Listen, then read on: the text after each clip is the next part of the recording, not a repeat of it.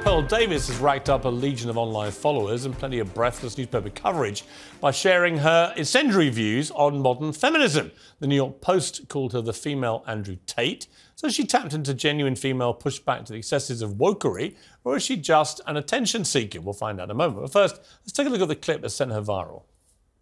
A lot of people think I'm insane because I don't think women should vote. Everybody thinks I'm crazy for this opinion. If anything, this is probably my most extreme opinion. 90% of women have been on birth control. 1 out of 3 women has had an abortion. 1 out of 3 women has an STD. Average body count is over 5, so that your average wife has slept with over 5 people. 95% of women are not virgins on their wedding days. So I understand the complaint. OK, well, Pearl joins me now alongside political journalist Ava Santini, who was nodding furiously along there to everything she heard. Right, Pearl, you've been called the female Andrew Tate. How do you plead? Well, I take it as a compliment. You know, I'm a fan of Andrew Tate. Of everything he says?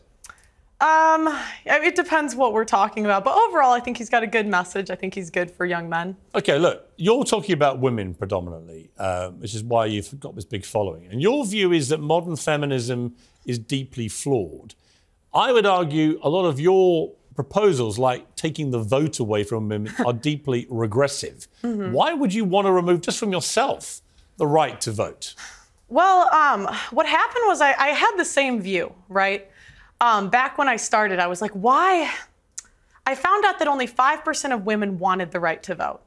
And I couldn't figure out, like, why would women not? No, it's true. It's true. You look it up. At the time? At the time. Because they've been conditioned by men to think that they shouldn't have a vote. I mean, that's what they say. But, you know, I started reading their writings, right? And what I found out was that the reason a lot of women advocated for it was because they believed it was the beginning of the breakdown of the family. You know, before you became one in marriage, 85% of people were married. And, you know, I hate to say it, but they were right. What has happened 100 years later? But what's that got to do with them having the vote? Well, it also goes back to responsibility. Again, men are 80 to 90% of the military. They run all of the infrastructures that make society run.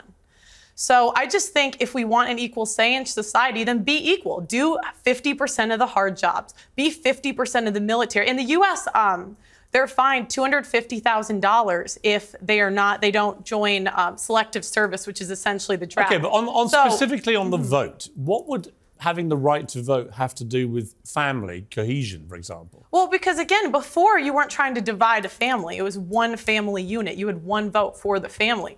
I mean, I don't think it's good for a family to have 2 votes. Ava, your mouth seems to have dropped about 3 feet. I know. It's just sort of a bit galaxy brain. I feel like, you know, the stats that you're putting down are perhaps correct in some universe. Which stats? They just kind of don't really add up. I mean, just to take you back to the to the women's writings that you've allegedly read. I mean, at allegedly. The time, well, what do you mean allegedly? At the time that you're talking about, you know, women weren't really allowed to write. They weren't allowed to go to school. Yes, they were. Write. Yes, they were. That's incorrect. The first female property owner was in the 1600s. The idea that women couldn't work and couldn't. I'm so sorry, but that would be inherited property. The first female millionaire was in the late 1800s. And was that inherited? No, it wasn't. It was self-made. Yes, it was. Self-made. Yes, it and was. She never inherited land. Yes, she did not inherit it. What law permitted that? What? What law permitted that? Well, there was no law. I mean, there's always been women that were influential in history. Let's get on to the vote. So what I don't understand is, you know, a part of your message. I've researched you today. And hang on a minute. Okay. You know, your big push is that you care about men and you don't think that men are getting enough of a say. But I care about hang women on, too. I haven't made the point yet. Okay. Because of feminism. Okay. What I wonder is when you start making calls out like repeal the 19th, women shouldn't be allowed to vote. How is that helping young men? Because these young men have women in their lives. They have mothers, they have sisters, they have teachers, and they turn around. They don't know how to act around women because you're giving them license to be misogynistic. I wouldn't call it misogynistic. I say be equal. So again, men do all of the feminists are saying. Well, then okay, I'd love for the feminists. Please apply for the oil rigs. Please go do the hard jobs in society. They're open.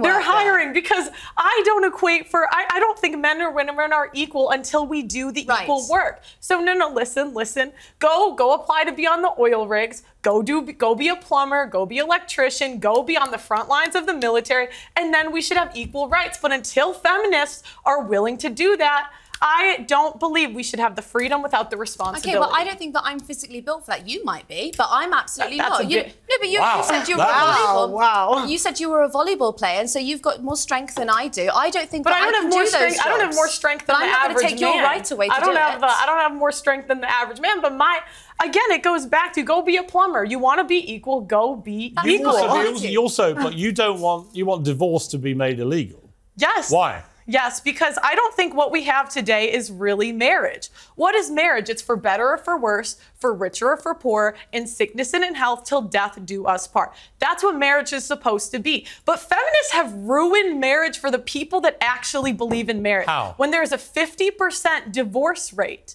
and the average marriage is 8 years. Why is that all down to the women, though? I didn't say that it was all down to the women. So why feminists? You asked why I want divorce to be banned. Yeah. Can I finish that first? So I'm saying, the people that believe in divorce, go be in long-term relationships. Leave marriage for the people that actually believe in for better or for worse, for richer or for poorer, in sickness and in health, till death do us part. But doesn't the sanctity of marriage also rely on the woman being a virgin? So you wouldn't be able to get married? What do you mean? Well, you've spoken quite openly about how you're not a virgin, and so if you want to preserve that sanctity of marriage, then I just think that you're upholding standards that you don't actually live by. And that's a fair complaint. I wish I was. But, we can't go back. I don't know what you want me to say. Yeah, but I just don't think it's fair that you get to be here and you get to be paid for your views, and you're telling other women that they shouldn't be allowed to. I think... Hang on. Okay, if I may, at some stage jump in. Isn't the whole point of being a feminist, though, that women are entitled to have their own views? Absolutely. So she's perfectly entitled to her views. Yeah, but you can't... You might not like them. But I'm here to challenge them. Isn't she exercising her right as a... Are you a feminist? No, I am not. Really? No, I don't go that far. You don't want to be a feminist? No, because I think if feminists really believed in equality, but you guys don't, I would love for you, there is an oil rig hiring. There is an engineering I would actually love to see Ava Santana on an oil rig. No, seriously. There is a building being built next to my building. Go do it, feminists. Go do it. And me, I'm doing the same job that I'm doing right now. When you find the man you want to get married to, are you saying you will be with that man whatever happens the rest of your life? Yes, for the vows that we're supposed to live by. How do you know you can keep them? I mean, I think it's a choice. And that's the thing, women are so willing to leave marriages because they're not happy. This is not about happiness. The most important thing is the children. And the problem is we have a modern society where it's me, my feelings, leave when I feel like it, instead of doing what's best for the kids. Ava, I've got to say, it's a little bit listening to Andrew Tate where some of it I really don't agree with. I don't agree with the vote stuff.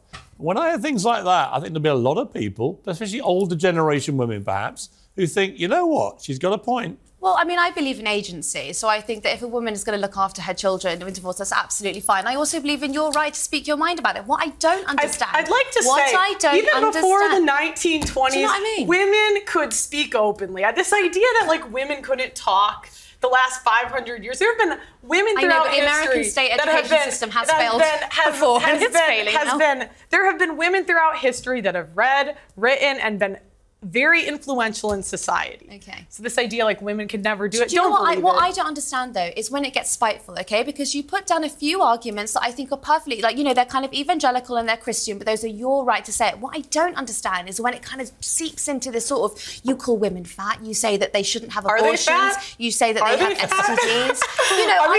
The question is, are they fat? Yes or no? The average American woman is 170 pounds. That's objectively overweight. I mean, let's be honest.